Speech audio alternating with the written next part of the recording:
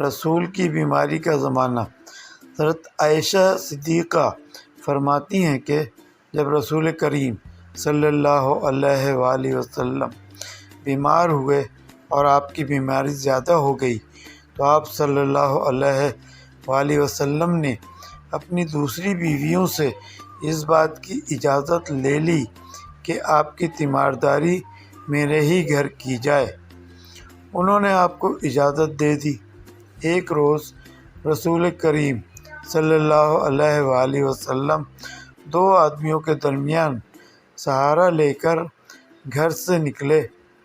آپ کے پاؤں کمزوری کی وجہ سے زمین پر گھسٹتے جاتے تھے۔ حضرت عباس رضی اللہ عنہ اور ایک آدمی کے درمیان آپ باہر نکلے تھے۔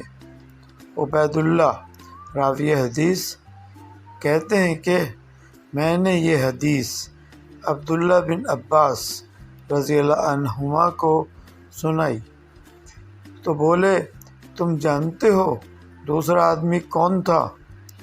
میں نے عرض کیا کہ نہیں۔ کہنے لگے وہ علی رضی اللہ عنہ تھے۔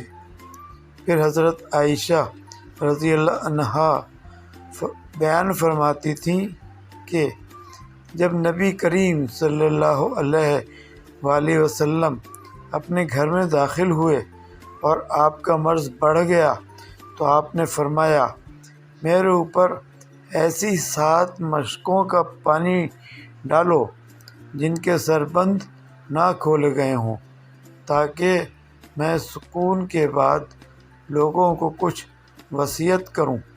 چنانچہ آپ حضرت حفصہ رسول اللہ کی دوسری بیوی کے لگن میں جو تانبے کا تھا بٹھا دیا گیا اور ہم نے آپ پر ان مشکوں سے پانی بہانا شروع کیا۔ جب آپ ہم کو اشارہ فرمانے لگے کہ بس اب تم نے اپنا کام پورا کر دیا تو اس کے بعد آپ لوگوں کے پاس باہر تشریف لے گئے۔ صحیح البخاری حدیث نمبر 198۔